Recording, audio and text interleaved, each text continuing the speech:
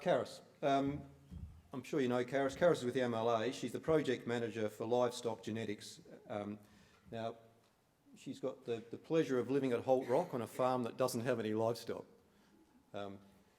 Caris, I think in line with today about tough systems for tough seasons, Caris is really going to tell us about genetically how we might look at getting the right animal for what we want the thing to do in our system. So I'll just hand over.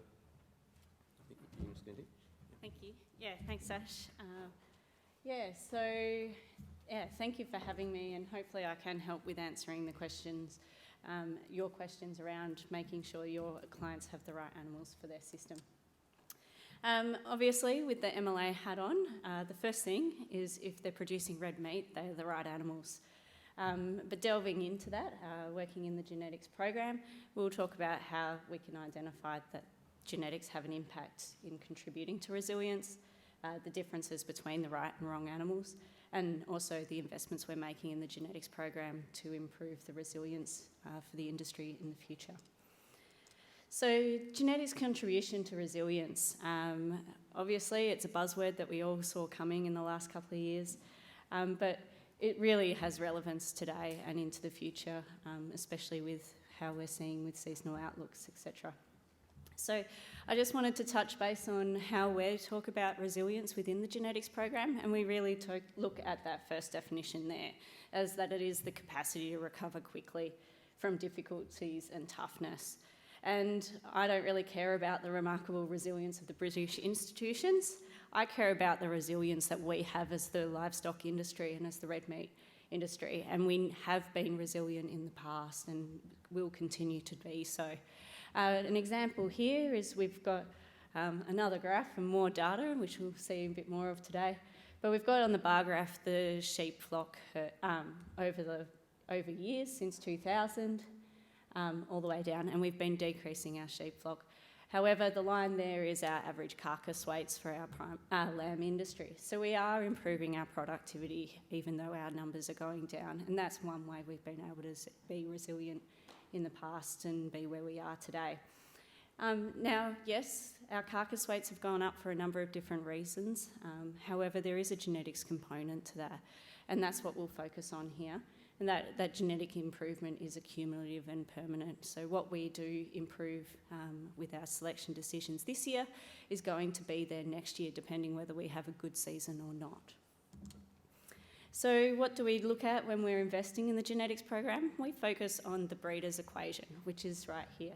And that's how much accumulative gain can we make year on year.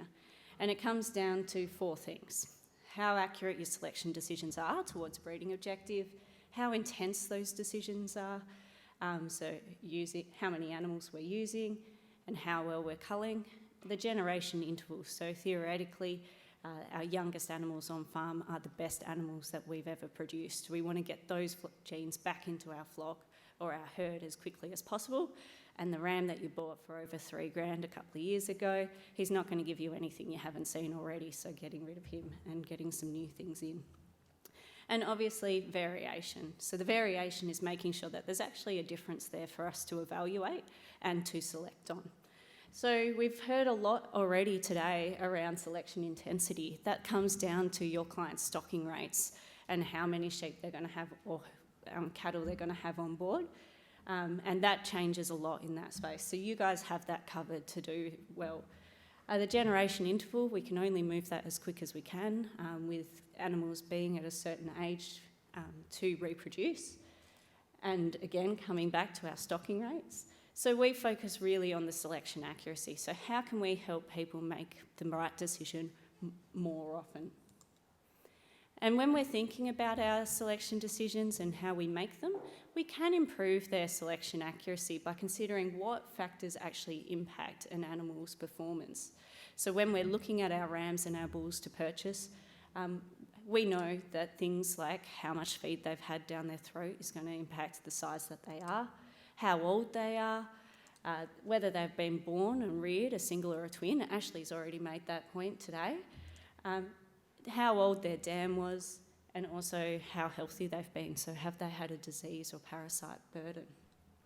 All of those things impact what we record when we're looking at what we can vary, the variation that we're seeing across industry or within your flock or herd. And however, what we pass on is only the genetics. So the genes will be what we get the next year along. Other things that impact our performance and factors that we need to account for is the heritability of the trait. So I don't think it's any news to anyone what heritability is. However, there are some traits that are more heritable than others, and we need to consider that when we're making accurate selection decisions. So if a trait is more heritable, it means that what we see is generally what it's going to pass on to its progeny. An example, and less of what we're measuring is due to environment. An example of that is our micron, or our fibre diameter and fleece weight traits. What we do see generally, by just using that raw measurement, we can actually improve or change the flocks with that information. Low heritable traits are a little bit trickier for us to improve just through raw data. And they're things like reproduction, so how many lambs we get on ground, whether they're conception, and also how many we can get to survive. There are things like predators, weather, etc. can have an impact on what we are recording as that trait. The other thing is genetic correlations. So we can use more information that we know, or relationships between one trait with another, to help us improve our accuracy of selections. So we use all of that information, and we can really target down and create some tools that help us make more accurate selection decisions. And the two major tools that we have in the genetics program to help you with this are EBVs and ASBVs, so our estimated breeding values, which you'll see through breed plan and sheep genetics. Now, I won't touch on them too much, but I will explain them because we do have some data out of a few projects that will speak in the breeding value language. So there's 4 things to remember when you're looking at breeding values. The first is that they're based around 0. So you won't see a yearling weight of 110 kilos for a sheep, even though that's how much you might expect it to be at that age stage. What you would see is a +8, which is 8 kilos heavier than the base or something. So here I've just pulled the Brahman bull that's for sale at the moment out of breed plan, and you can see its EBVs are here as a deviation away from the base. So for the 200-day weight, it's 34 kilos heavier than the base at 200 days. Now, the base stays the same. We don't change 0, isn't the average of the industry each year. And the reason we do that is so we can actually evaluate and see the accumulative gain that I've already spoken about over years. So we can never consider it just as that one value. What we need to do is compare it against the industry's average today. And you can see down here, we've got the industry average of the 2018 born calves. We've got a 200-day weight of +19. So then if we take the 34 minus 19, that's actually how much different this animal, or how much heavier this animal will be at 200 days compared to industry average. The other things to note is that some ASBVs and EBVs, it might be better for them to be negative. So the general rule of thumb is if you want to improve that trait, you want that breeding value to go in the same direction you want to push that trait. Great examples of that are shear force here. We don't want more force to cut into our meat. That just means we're going to produce tougher and harder to eat and less satisfying steaks.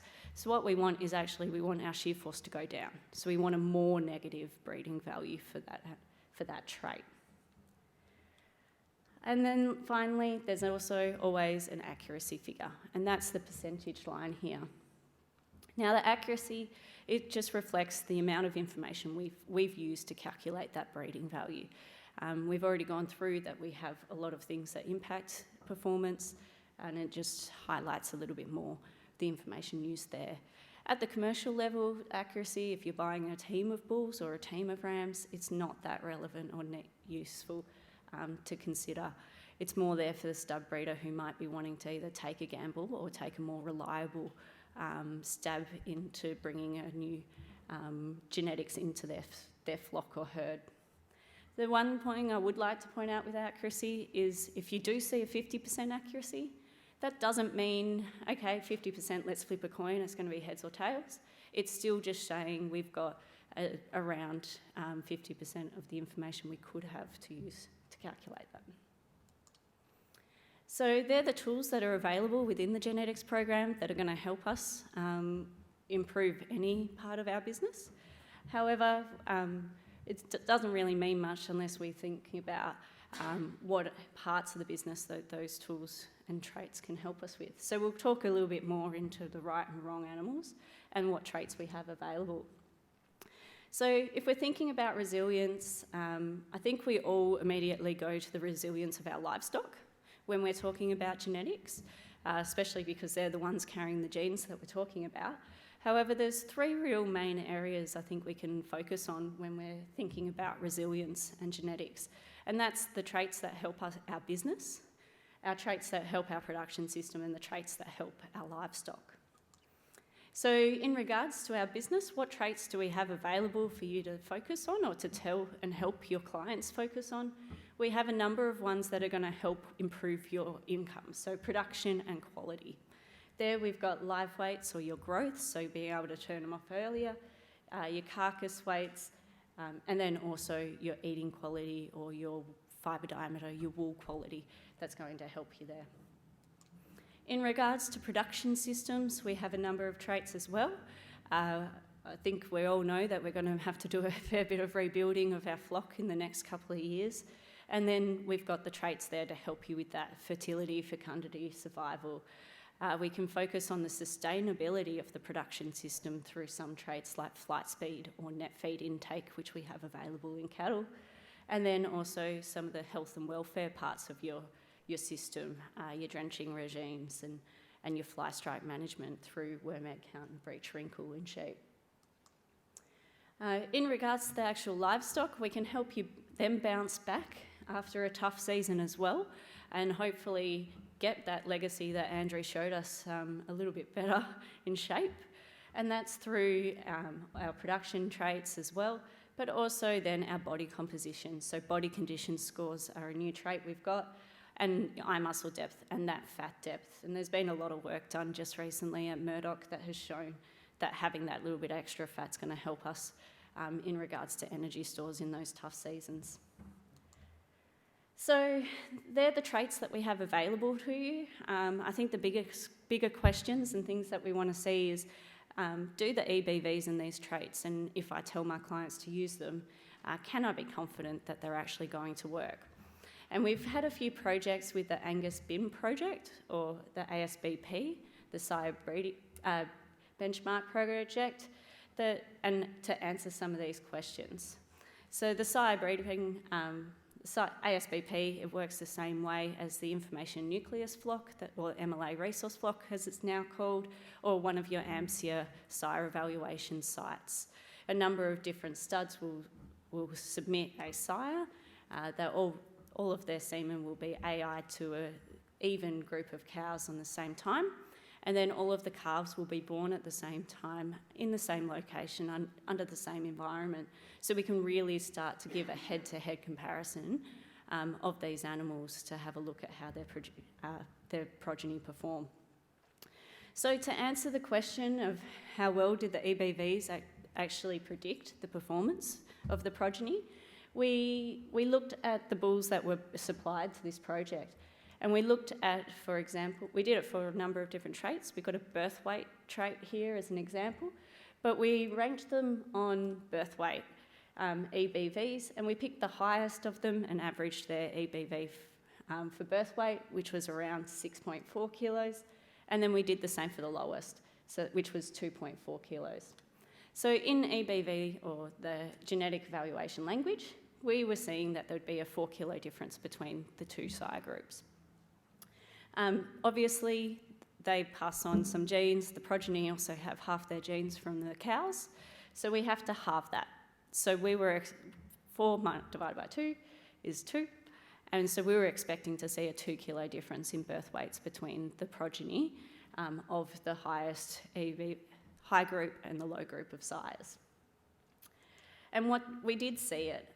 So we pretty much showed, we did that for a number of different traits. As you'll see, a lot of these traits are the traits we think we can help with resilience in your clients' businesses. And you can see there that we had the estimated difference and the actual difference, and they're pretty spot on. Now, they're not exact, and there's a number of reasons we can expect that, mainly because if you look at the bulls that were presented to the project, a lot of them haven't been proven.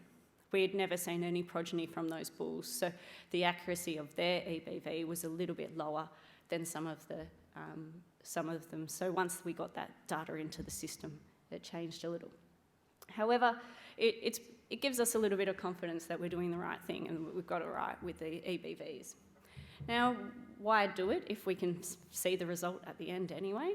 These EBVs are a way we can select those animals a little bit earlier. That might mean that in a tough time you can get rid of we can class out the culls a little bit easier with a little bit more accuracy, or we can be confident in what we're bringing in a bit more. So we didn't stop there.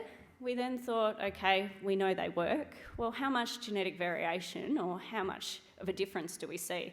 Because there's only really important if we're going to get enough of a difference that if we change our decisions using these tools that we're going to have a fairly different impact on our income. So we looked at that and using the same project. We focused on calculating the average progeny performance for each sire, for each trait. And then what we did is we ranked them and we picked the highest 5 and the bottom 5 on progeny performance, and then we calculated the difference. So again, we looked at the average progeny performance of the 5 sires minus lowest sires and looked at the difference in average so we can work out how much variation we're seeing within the project. And what we can see is here. We've got a 4 kilo or 4.4 kilo difference in birth weights just in the Angus genetic population. And we can see there that if we were thinking about improving some of these traits in your client's business, that there is room to move and room to improve them. Now, I'd like to point out that although we're seeing these differences here, we're still seeing it on the leading edge. So this is just out of the sire benchmarking project. So they're the breeders that are putting up their rams that they think are the best in their studs. So there is more room for us to move if we think about all of the bulls that are actually put up for sale under the Angus banner each year. So we are seeing the variation. We can see that in the sheep as well. I won't explain this too much, however, this is a percentile band that comes with every genetic evaluation that shows you the top and all the way to the bottom. So we know these are the EBVs. If you just take the top minus the bottom, that's the variation or the impact we're seeing for a number of different traits. But there's no point me standing up here and telling you, hey guys, it all works. We've got some producer case studies as well of people that are seeing this work and are implementing and using these tools and having an impact to their system. This is Russell and Rick Lewis. They've got a merino sheep enterprise out in Victoria, and they've got a prime lamb and wool production system. So they've got 1,000 hectares, 5,500 ewes, and they're in that 550 mil rainfall area. And the best thing is that these guys, they've come in and they've gone, we're going to give this a go. But they didn't just wholeheartedly go in there, they went and did a progeny test. So what they did is they kept the rams that they were using previously. They then compared them to some rams that they were buying with ASBVs and looked at the differences of what it could do to help their system. And they found some pretty interesting results. And I think all of it actually shows that you can be resilient across the business production system and the livestock, as we've already mentioned, those areas. So they saw their weaning weights go up. They had a really high selection pressure on improving their growth traits, so post-weaning and yearling weights. They saw also that their fleece weights went up a kilo. And then they actually, by doing it, they said that they could actually start hitting different target markets. So instead of keeping and retaining their wethers just for shearing and wool production, they were able to offload them in tough seasons because they could hit that prime lamb market they weren't able to before. And then as well, without even thinking about it, they found that the ewe lamb fertility was also going up for the same early growth selection pressure. So they're pretty happy. What gets me, and I think it's perfect for today and today's theme, is the quote from Ricky. And that's that he feels that the biggest thing that he's done through the progeny test and seeing the change in his genetics has been that he can really focus on those dry spells, holding those ewes in the right conditions and keeping them resilient through the tough times so that it isn't such an impact on his business. So that's Ricky and Russell. I've also got Andrew Carruthers. Andrew is a producer in the New England region who's both cattle and sheep. But instead of listening to me explain another guy's system, we'll listen to him. Hopefully. Maybe not.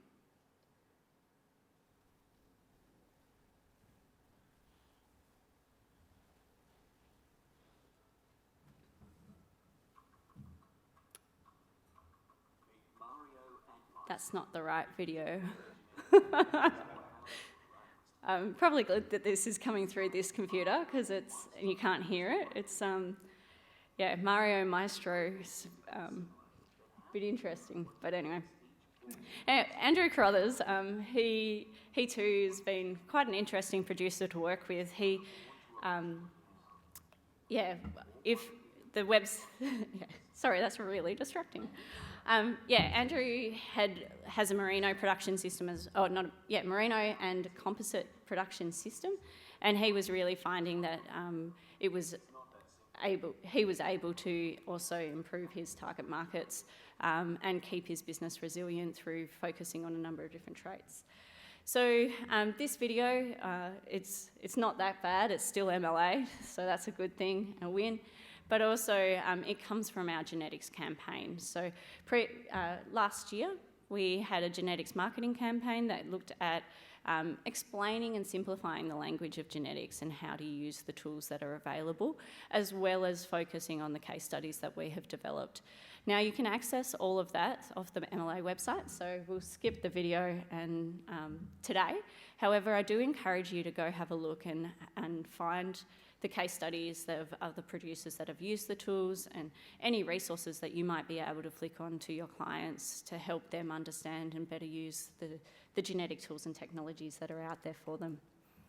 So finally, I wouldn't be an MLA employee without telling you what we're doing to help with the future as well. And we'll do that through looking at the future areas in regards to resilience and what we're doing there. So firstly, I'd like to explain a little bit around how we go about our genetics investment. And that really starts at that variation stage. So as long as we've got variation in our productivity or our performance in any way, which we identify, we can then start to look into the research of what impacts that. So we can take that to the trait developers or our research organisations, where we define how we measure the trait, why we're looking at it, and that side of it, before we take it to the geneticists, who then evaluate how much of that trait performance is due to environment and how much of it is genetics. So that's where they take into account and evaluate the heritability of the trait, the correlations it has with other traits, and then when we've got that information, we can then put it into our genetic evaluations. So we combine it with the breeder data that is submitted to us, either at Sheep Genetics or Breed Plan. We add it to the heritability, our genetic correlations, adjust for all of the factors that impact performance to predict and develop estimated breeding values. Now, it looks like this system stops. However, we continually keep going around this cycle, and a lot of our investment is around making sure that we've got this funnel working as best as we can. But when we're thinking about resilience in our business, some of the major things that we're working on at the moment is making sure that we've got the new tools available to you.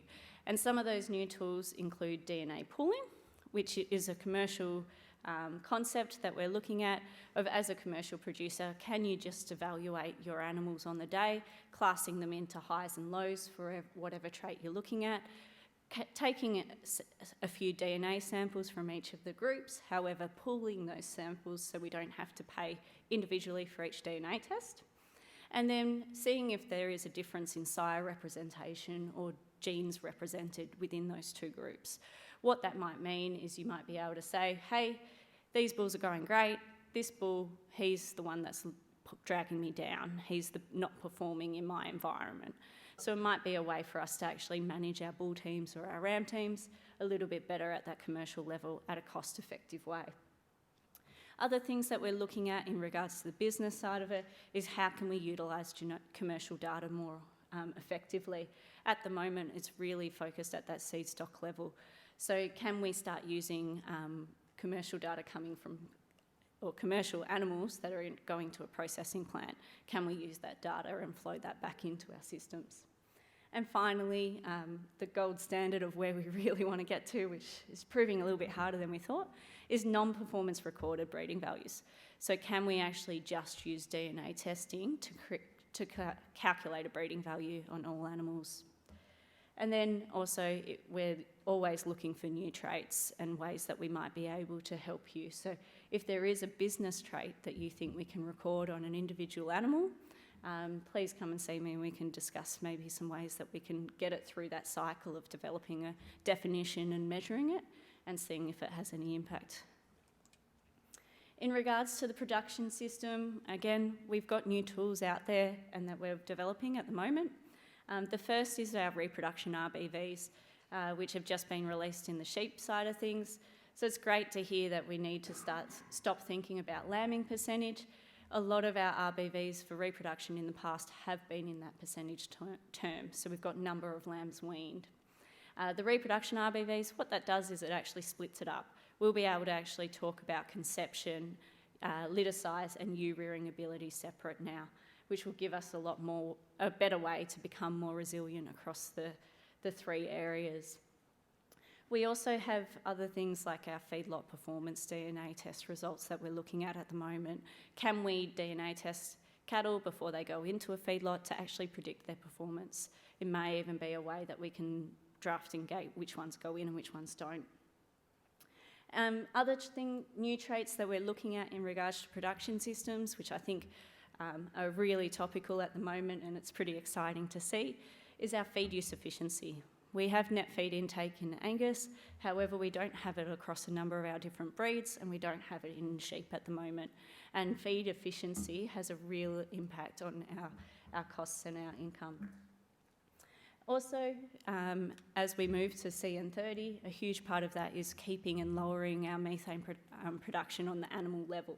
And one way we know that that trait is heritable, so we know that we can actually select and accumulatively, permanently improve or decrease the methane production each animal is making.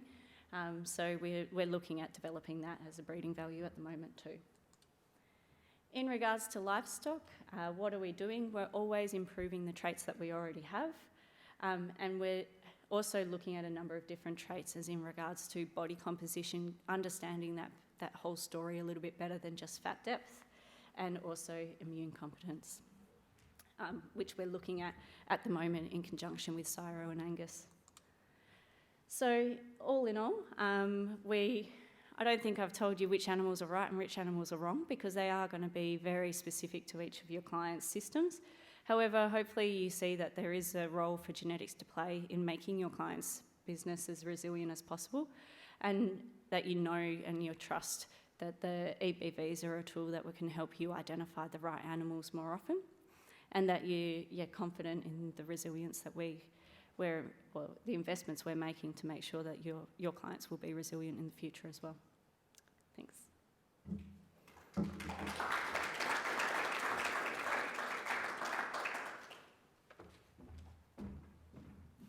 Thank you, Caris. Are there any questions? Caris, I've got a question. I've got the microphone. I think for the advisors in the room, the Angus slide was fantastic. It really spells it out about ASBVs.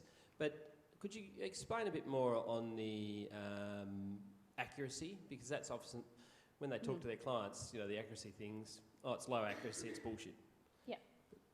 Yeah. Could you expand on that when they're buying a team of rams, please? Yeah, so the accuracy figure, it really, I don't know who decided that it was going to be called accuracy, but I wish they hadn't, is really more a reliability or a stability of that EBV. So what we mean by that is the breeding values are live. They change over time with the more information we get. And the more information we get, the closer and closer we get to the true breeding value of an animal. Obviously, we can't get to 100% because the true breeding value is random, depending on that sperm and that egg, etc. So that's why we can't get to 100. The accuracy figure is good because, and it's a stability or reliability, because it's kind of the standard error of the prediction we've made. So we expect the breeding value to be a plus 34 or whatever that Brahman bull was, but we might have an accuracy around that to say of 70%. That will have a standard error around it, so we might expect it to move up 2 kilos or down 2 kilos from the expected that we have. So when we think about it as that standard error, if we're looking at one bull or one ram, it's fairly important if that's the only bull and ram you're going to use in your place that year, because if it's lower, the movement that it might have might be 3 or 4 kilos above or below the 32. When you start thinking about strength in numbers in a team, that estimated, even though that one might move up and down, if you've got lots of them doing that, the rule of averages, you're going to hit average of what you're buying. So as long as you're buying a consistent line of bulls or ram team that all of the breeding values are very similar, you're going to get what you've bought. Yeah, a question about the genomic testing and where that's at in these industries. I mean, in the US, in the dairy industry, it's rather advanced. Mm-hmm. Being actively used on one-day-old progeny for 12, 13, 14 years now, mm-hmm. and obviously getting more accurate over time. I just wonder, relatively speaking, where's it at with these enterprises, and what is the plan moving forward? Did touch on it, but as far as testing that and animals moving forward in the program, which is will help with significant genetic gain, I'm just wondering where that's at. Yeah, so we do have DNA tests and genomics available in both beef and sheep. I think the benefits you're going to see depend on what your client is trying to achieve. So if your client is looking at early to age stage traits, or they're looking at traits that are hard to measure, that they can't measure on farm, like eating quality, that's where your genetics, genomics, and the DNA testing is more beneficial there compared to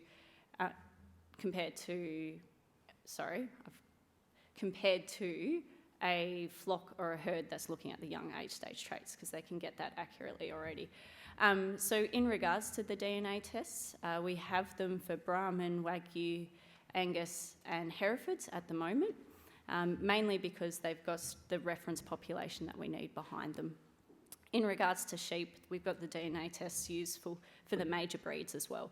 So we've got your Merinos, your White Suffolks, your Poll Dorsets, your Border Leicesters, and yeah, I think that's it at the moment. But they are available. I guess the strategy around DNA testing is where it gets hard. It's still at a cost level where we can't see it happening across a whole stud or a whole commercial setting.